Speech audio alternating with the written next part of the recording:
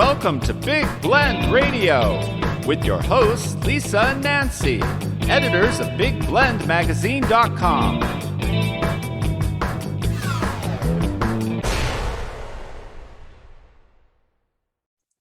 Hey everybody, welcome to Big Blend Radio's Vacation Station Travel Show with Nancy and Lisa, publishers of Big Blend magazines and full-time travelers on our Love Your Park store, and publishers of Parks and Travel magazine that's connected with that. And every first Saturday, we welcome back travel writer Linda Kissam. She's known as the food, wine, and shopping diva. And today she is joining us with two special guests to talk about one of our favorite places in Arizona, Flagstaff. I mean, this is like a pure four-season destination. It's got all the parks you can imagine, amazing museums. When we were there, we got into breweries, I remember. Yes, we did. Like, Linda's got a great article. You can read all about it. Go to nationalparktraveling.com. Just type in Flagstaff. You'll see her article there and great photos of all of her adventures. It looks like she did eat, drink, and be merry, and then also get some parks in there. So welcome back, Diva Linda. How are you? Very well. Thank you for asking. It's springtime in Arizona, and we like that because, it's a short amount of time, and then all of a sudden we go into summer for, 6 months. So, this is ideal. Lovely. Well, that's nice. We're up in the Pacific Northwest today, and we're actually on the Lewis and Clark Trail, which is pretty cool. Speaking of parks, cool. And we're across from the firehouse. So I'm giving everybody a warning because anything could happen when you're located across from a fire station. But I want to get our guests on. We've got Meg Roederer, and I did say that right? Did I get it? Yes, you did. Cool. Awesome. 10 points already. So Meg is from Discover-Flagstaff, and you should go to their website when you're planning your trip. It's Discover-Flagstaff.com, tells you all about what to see and do in this beautiful location. We also have Owen Ellis, who is a park ranger. We love park rangers. They're the rock stars of the parks. Yeah. And where are you? You're based out of Sunset, right? Yeah, that's right. I mostly work at Sunset Crater Volcano National Monument. See, now we did not get there. That is one of those parks that we kept going, we should go back. We haven't done that one, but we did Wupatki. Wupatki. See, I give everything new names. That was actually correct. You did well. It was. Oh my gosh. Oh, okay, cool. so now I'm up to 20 10 points. This is good.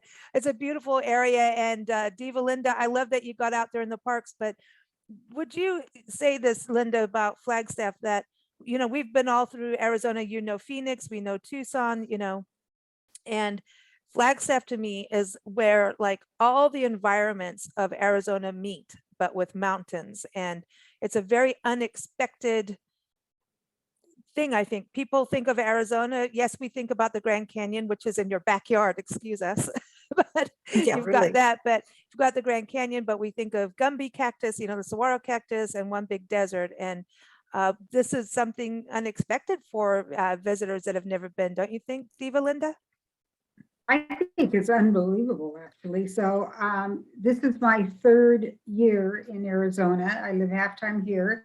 And as most of you know, I live half-time in Washington State during the summer. So my explorations for Arizona is not year-round, it's half a year. So this is my first time going to Flagstaff.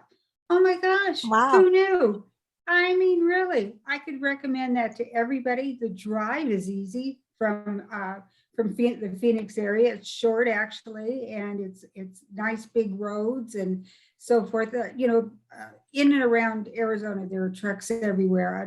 It's an odd state for that sort of thing, but so there are trucks that you have to watch out for on your drive up there. But once you get there, what people say, I found a gem. It's a true gem. I would say this is a gem that's not been tarnished. It's one that hasn't been polished so slick that it's I don't know, it's like LA or Seattle. It's a real find. I mean, and the funniest thing is that they have this railroad going through it, and everybody just rolls with it, and they made lemonade out of lemons. Yeah, lemonade out of lemons. And then who knew that they would have a great foodie scene, great beer, great wine, And the parks are unbelievable, Yeah. unlike anything I have ever seen. I travel, of course, worldwide and nationally, and wow. Now, if I had just come during the flowering time, I probably would have been even a little bit happier because I love flowers so much. But Owen, what a unbelievable treasure this is. And the three parks that you represent, which I cannot pronounce, but you'll pronounce pretty soon, are close enough so that you can see all three in one day.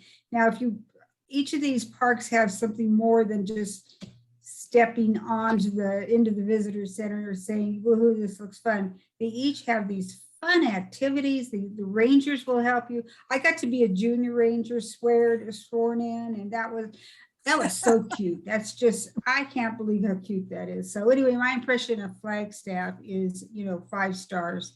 They're just not tarnished yet. They're just beautiful. It's Meg, I would say, and you guys that visit Flagstaff are really doing a good job bringing in people to media to see what you have, because I was there for 3 days and didn't see enough. I really didn't. I didn't get to eat enough, and I didn't get to, do other activities. Your downtown association is also phenomenal.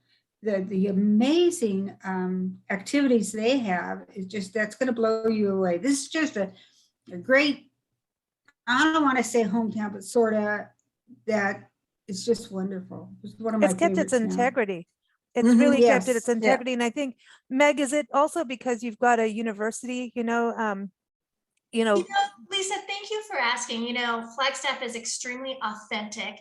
It's original. It has Northern Arizona University, so it's a very vibrant mountain town. Only an hour and 20-minute drive from Grand Canyon National Park, and the 3 area national monuments are within really a 30-minute drive from the downtown area.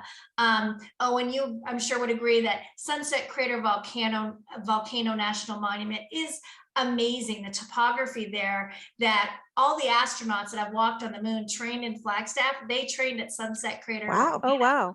That's cool. And you would never know that. And once you drive over to Sunset Crater Volcano, you'll see this landscape of these gorgeous black lava fields, and then of course the Sunset Crater. And there's the Aha Trail, which I think I took Linda on, which is a short little trek off of the main road. And then there's the lava trail that is accessible for those with disabilities. It has a nice paved area that you can see and lookout areas, and you can go farther on there. Oh, and how long is that trail up to the Sunset Crater off a lava trail? Yeah, the lava flow trail, the whole thing is a 1-mile loop, and the accessible portion is about 1/3 of a mile.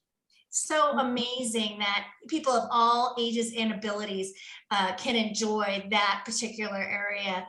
And then you can swoop right into Wupatki-National-Monument with the gorgeous main Pueblo. And I think that was one of your highlights, Linda, while you were there. So I think so. We are known as the city of 7 wonders when you talk about Flagstaff being a gem. It truly is. And our 7 wonders include those 3 area national monuments, the Coconino National Forest, the San Francisco Peaks, Oak Creek Canyon, which is only about 30-40 minutes from Flagstaff's downtown area, as well as the Grand Canyon National Park. So the City of 7 Wonders is an area to discover and an area to enjoy, in addition to having that adventure destination. You have a foodcation destination with all of our great foods and restaurants, as well as craft beer, as Lisa has discovered through Yes, I discover it everywhere we go, but she has a nose for it.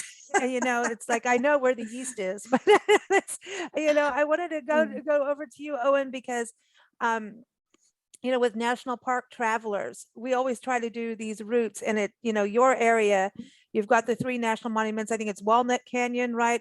Wupatki, now I'm going to say it wrong. Going to get it wrong. Sunset Crater. And I know people get confused with the Meteor Crater and the Sunset Crater. But that's also nearby and fascinating.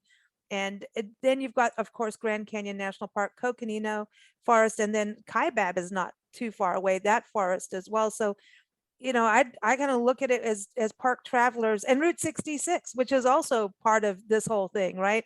Yes. And Petrified Forest is not far. I kind of look at this like if you're going to go on a family vacation, and It's a we're all good looking at spot. gas prices, right? That you could just kind of go, okay, Mm. stay in Flagstaff.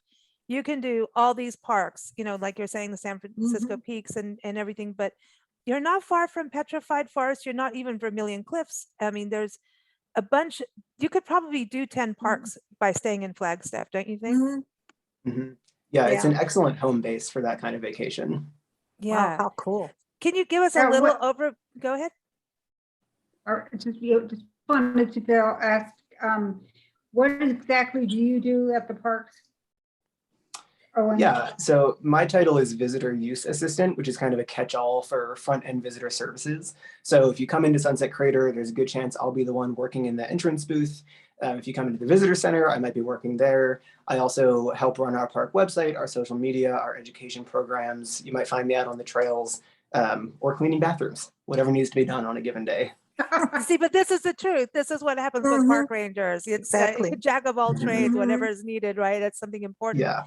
Can you give us a kind of an overview of each one? The Sunset Crater, obviously you've got the lava fields and the hiking, but then we go to the Pueblo history. There's something, even when I look at those Pueblos and some of the images, I'm like, in Walnut Canyon, I kind of feel like they're tied to Chaco Canyon, which isn't that far. Nothing's really far for me at this point, but it to me, you've got it. It's like this cultural tie even into northern New Mexico. Do you see people coming in doing that kind of loop and looking at the cultural heritage? Because that's something very important, I think, that Flagstaff has, is that cultural heritage. Definitely, yeah. I mean, the Flagstaff area as a whole has thousands and thousands of years of human history, and Wupatki Pueblo and the other Pueblos there, as well as Walnut Canyon, are a relatively recent part of that, but they're definitely tied into the rest of the historic cultural sites that we see around the region, from Chaco to Mesa Verde to Montezuma Castle, which is just close to Oak Creek Canyon, and everything else around here. So our sites, for the most part, were built around the 1100s and occupied until about the 1300s, give or take a couple of years. Wow. Now imagine if Am you were I brewing right? beer from then. Am I right that dogs are okay to bring to the park? Yeah, if you're traveling with dogs at Sunset Crater Volcano, we have one trail you can take dogs on, but the lava rock is sharp and it's brittle. So if you're not wearing shoes like your dog, it's not going to be quite as much fun.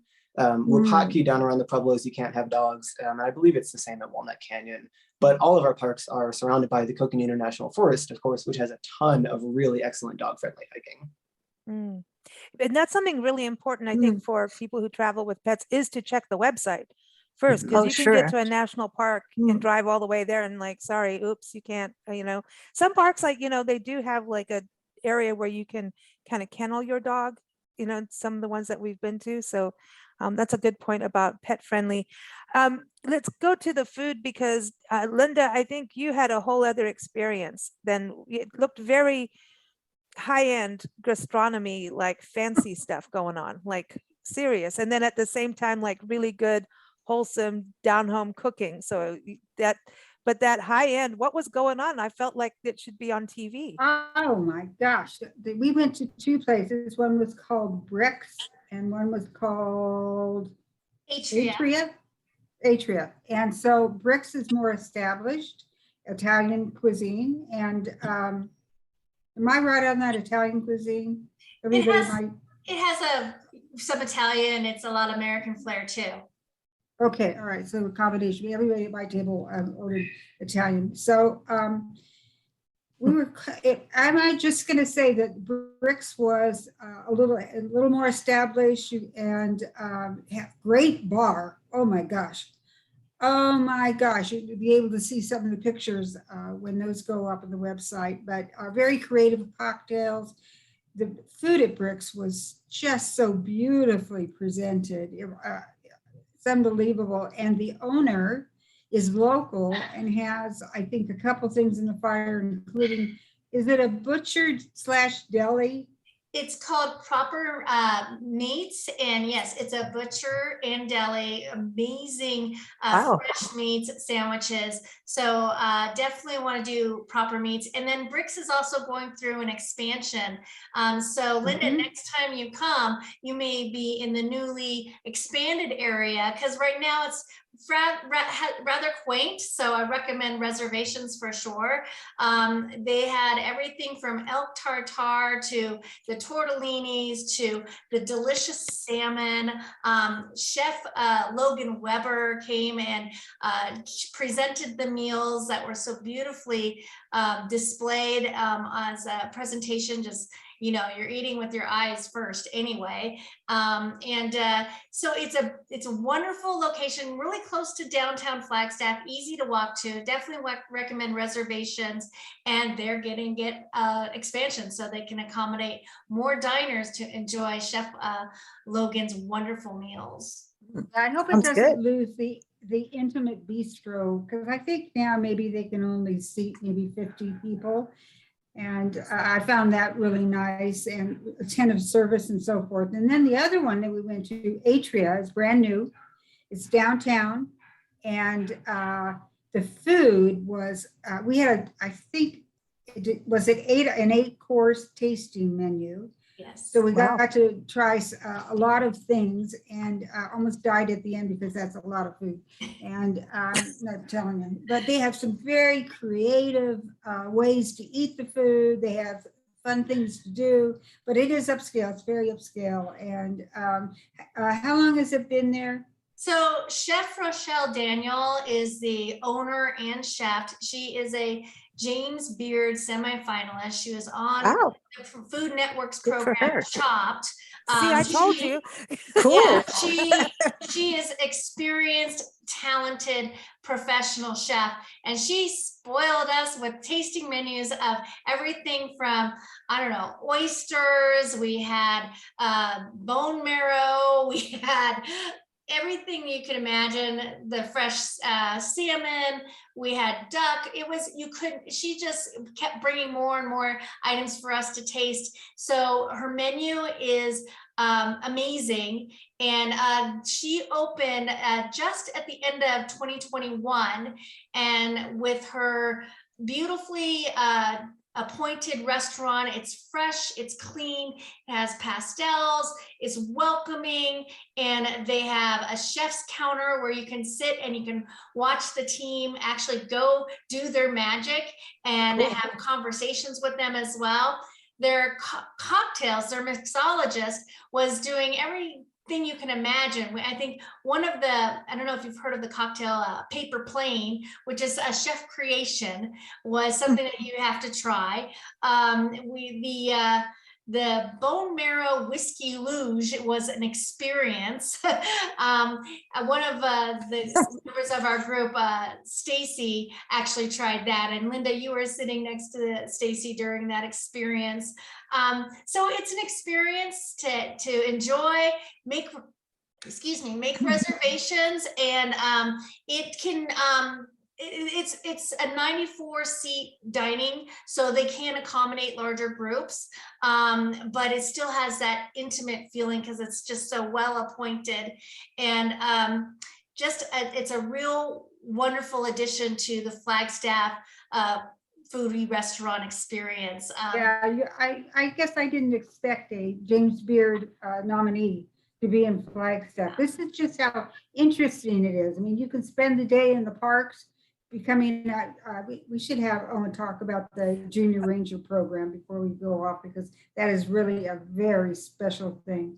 But then in the evening, you're at this high-class restaurant. I mean, it's unbelievable. We also, though, you know how much I love Mexican food. Mexican food is everything. I just love it. And we went to a breakfast place, and it was, pronounce the name for me. It was Martin's, and it is amazing, colorful, everything you could expect from a Southwestern authentic Mexican dining experience.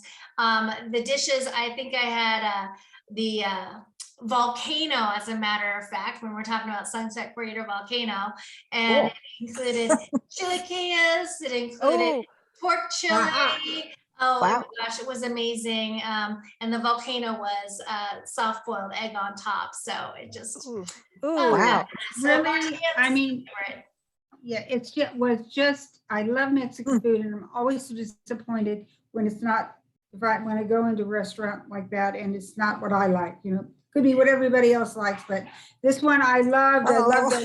It's in a strip don't mess with mall. the diva. Don't. I mean, That's Oh, for God. Diva. I I could spend the know. whole day there. The salsa Oh. was good, that's a very big indication about, what's coming is the salsa. Oh, and lots of guacamole. Oh my God, it was fabulous. That's We had it. breakfast there. It was wonderful. Then Owen, we you were gotta off get to- us out on a trail right now because You I'm do. Oh. inflating with Can all of feel this. the Like I can pounds feel myself like inflating. flowing up. So I'm Beauty getting, of it. so what? And then we what? went for breakfast. We went to two very interesting places, and one was Macy's Coffee House and Bistro. Macy's And Coffee House, and then we also stopped into Forte, which is yeah, Flagstaff, similar to what you Lovely. have there, Lisa. Lots of coffee houses. Well, we like so coffee. and they're Yes. really, what's nice is that Flagstaff does not have, or at least I did not see. I mean, I might not have been in the right section. But they don't seem to have a ton of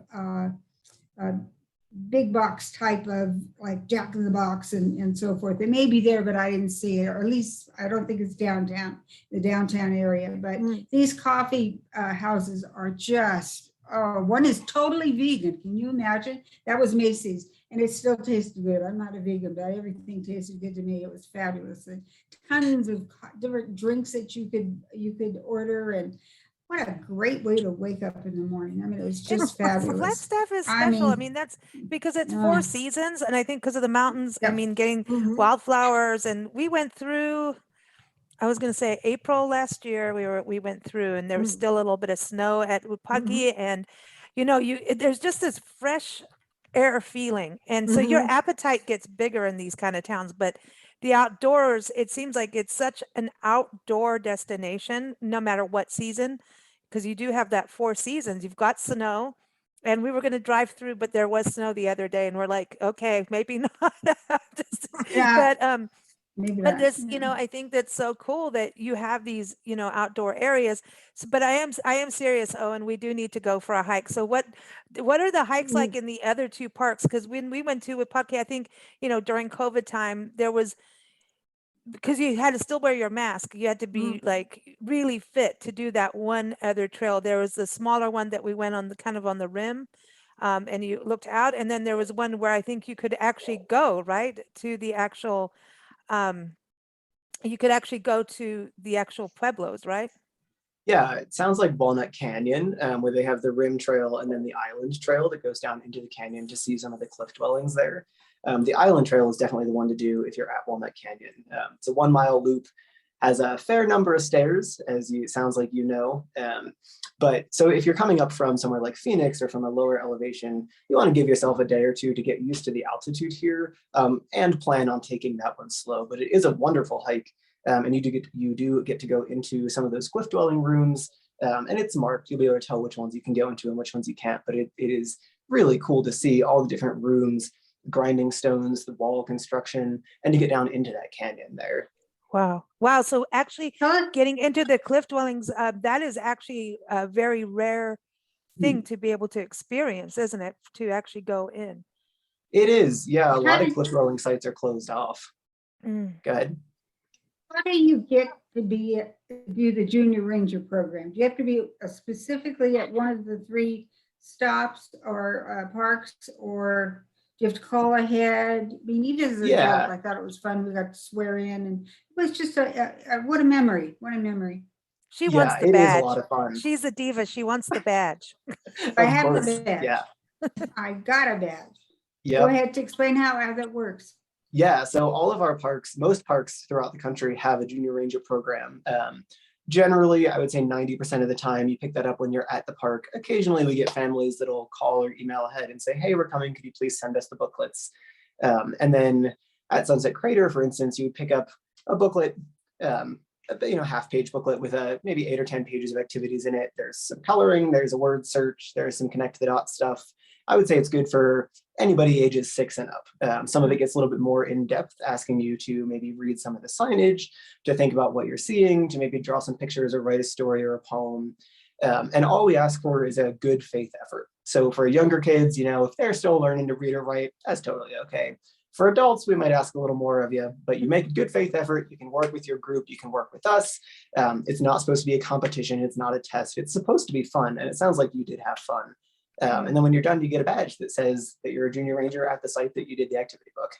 I remember when we started our tour, I think it was in 2013. It was in the beginning stages, and we were in Casa Grande, which is not far from you, Diva Linda, where you live. It's I know. the ruins are amazing. Talk about going into cultural history in Arizona. And there was a kid that I think it was the two brothers, and they had like a jacket covered in junior ranger badges. I think they were doing every single park with their family and gathering. And I think they finished. And at that point, I think we had 397 parks. Now we're over 400 National Park Service units.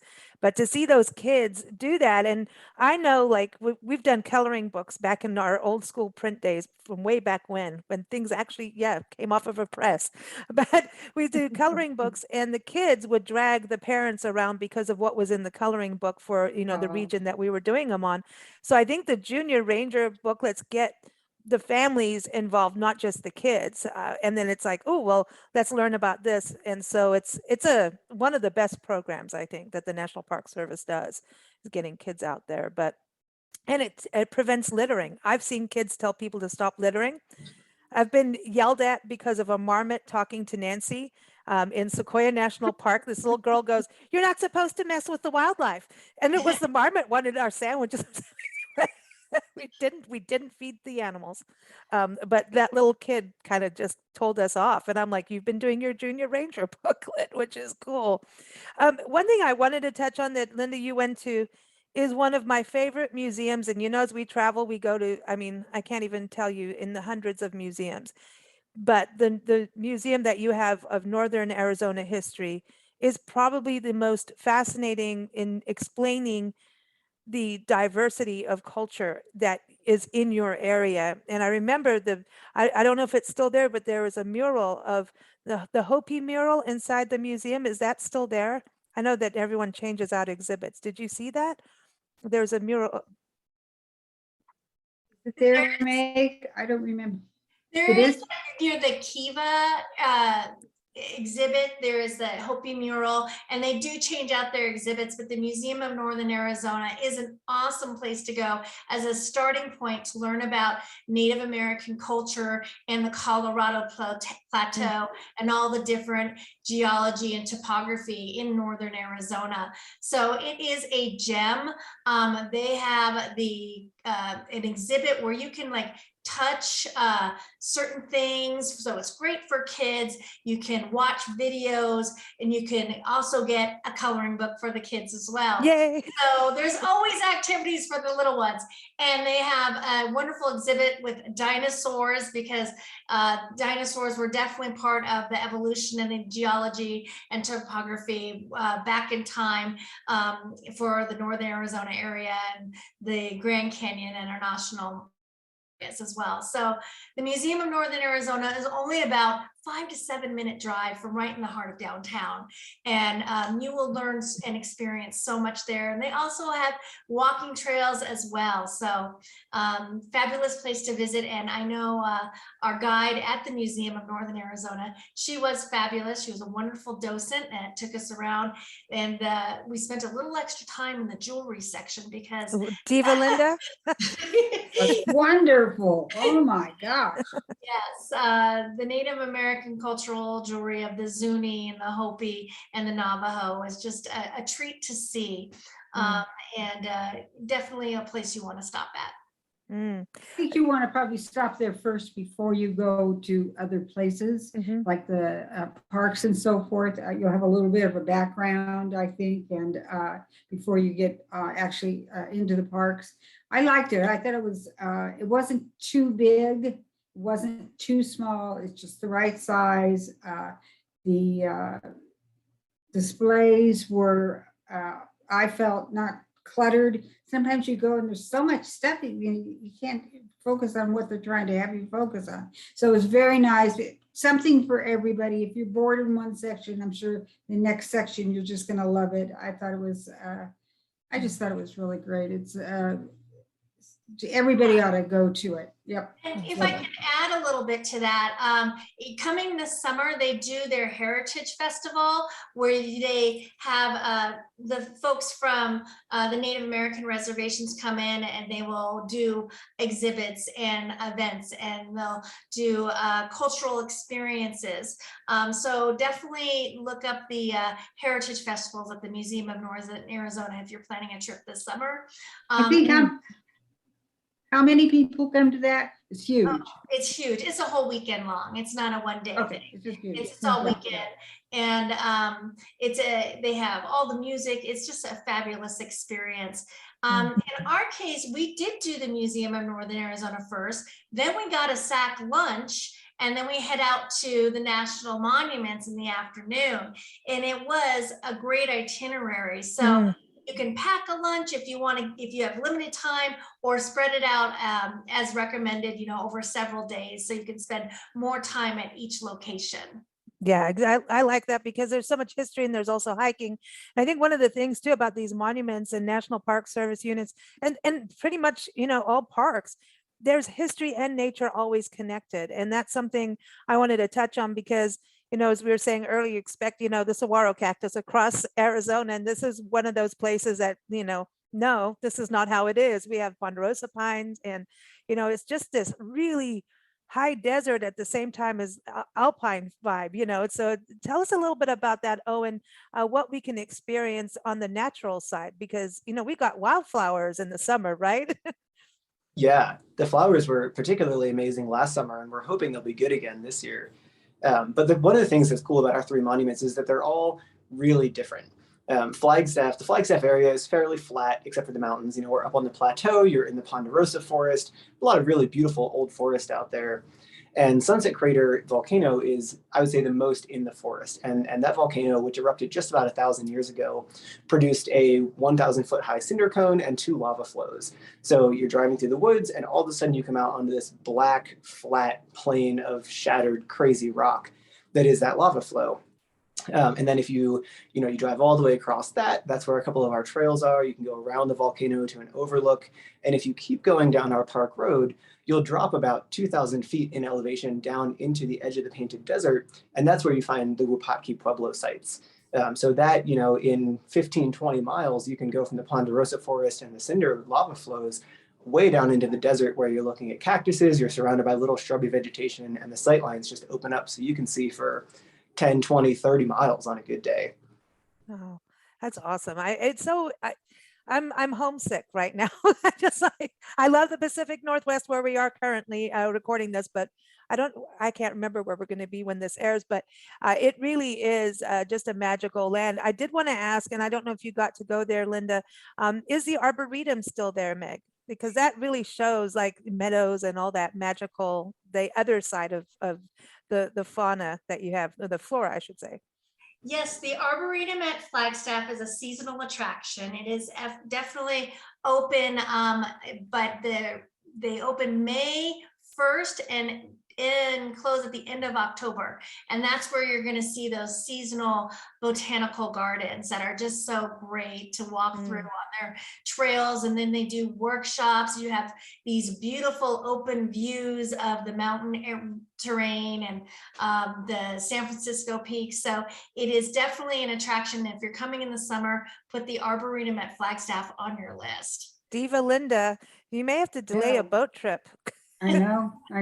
I really want, and they have a symphony or they have music, something in there, correct? And I would really, really like to do that. That would be, I love gardens of any kind, and arboretums are really special. So my next trip will have to include that during the time that it's, all together. So, blooming and so forth. And that would be, I think, a very, very special treat. You spoke about music and symphonies and Flagstaff. I know, Meg, that's your world, and I'm a big music fan too. When we were there, we're talking years ago, there was a concert hall that was really intimate. And I remember Richie Havens was going to perform there, and he did. And I think it was one of his last performances. And I remember just getting so mad at myself for not going to see him because he's one of my favorite guitarists. But anyway, just love that man. But now he's passed on. But it seems that you bring in a lot of touring acts and just really good quality, just, yeah, really good music into your mountain town. Lisa, you are absolutely right. We have a Flagstaff festival season that essentially starts May also through the end of October. You're probably thinking of the Orpheum Theater, which is downtown. Yes. It's 100 years old. It has wonderful acts, everything from music to comedy shows to other types of events there as well.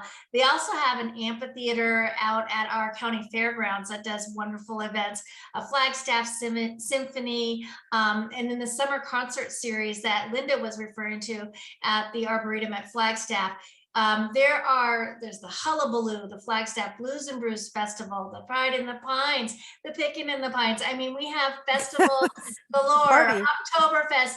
I mean, if you want to have a really good time, Flagstaff is the place to be, with absolutely scenic beauty around every corner and the diversity of the landscape that you find when you are touring at Walnut Canyon, Sunset Crater Volcano, or Wupatki. It's just any direction, a 30-minute drive, you're going to get a different view of different landscapes. You know, we have the high desert, we have the mountains, and Coconino National Forest. So it is a gorgeous place to visit and a destination to spend several days. I love it. And in closing, I wanted to go back to you, Owen, because I know you also worked up in Wyoming parks. What's it like being in Arizona from Wyoming? It's got to be a little warmer, right? Yeah, marginally. And it's been surprising though, and I think that's a good way to sum up the Flagstaff area, is that it is a surprise. And when I found out I got the job here in Arizona, it's like, I'm thinking, great, all right, I'm gonna go hang out with some cactuses and see what the desert is like. And then I got here and we're at 7,000 feet in the pine trees, which is exactly like it was in Wyoming in certain ways. So it's, in some ways it's been a big change, in some ways it's been really familiar, but it definitely has been a surprise overall. See, there you go. Diva Linda got surprised too. It's hard to I'd just surprise like the to diva. say, well, I just one more thing too. I stayed at a wonderful, Oh, yes. motel that is like a roadhouse. One of the original roadhouses. It's on Route 66. Pronounce the name for me, Meg.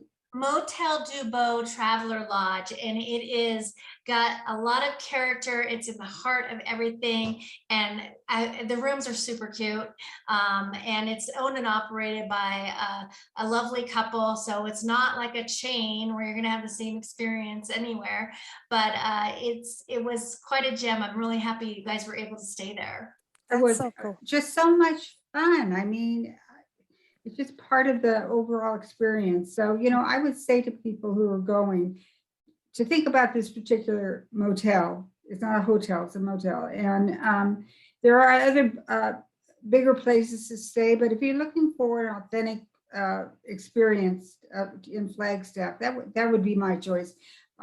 The owners are just lovely. It couldn't be nicer. The rooms are big. They really are huge. So I just think I think they even have a family room, one dedicated for a family room. And you know what? This was just such a special experience. Thank you, Meg, for introducing me to it. And Owen, I just love your parks. Thank you. It was just a treat. I mean, Let's go be Yeah. junior rangers. I want to do. Yeah. Listen, our travel mascot is a pink sock monkey called Priscilla. Diva Linda knows her well. And Diva Linda's given her many extra friends to hang out with, but she's a junior ranger. I even have a video of her. It was in Coronado National Memorial down in southern Arizona that she became a junior ranger, but she's got her badges and she needs to come back to your parks to get her next set of badges. Because We'll look forward to that. Yeah. So she's got to get back to work on her junior ranger program. She needs to have like a veil, like I think that the kids with the Junior Ranger things should have like a cape, like a superhero cape of Oh, wouldn't that be Junior, fun? you That'd know be what I fun. mean? Yeah, yeah, that'd be Well, fun. thank you all for joining us. Diva Linda, great article, everyone, up on nationalparktraveling.com. Just type in Flagstaff. You'll also see it in the upcoming issue of Parks and Travel magazine. But again, go to Discover-Flagstaff.com. And then for National Park Service, go to nps.gov. That's the website, and you'll find all these park monuments and Grand Canyon as well. And of course, every first Saturday, we get to chat with Diva Linda, and she's going on many. You've done a lot in Arizona, but gearing up for Pacific Northwest, where we are now. Yep. So, and Yep. then when you get here, we're going across east. So we're just Just going to hand for over. passing. No, we're Yeah. going to see you as we go. We're going to somehow see you. So, Good, yeah.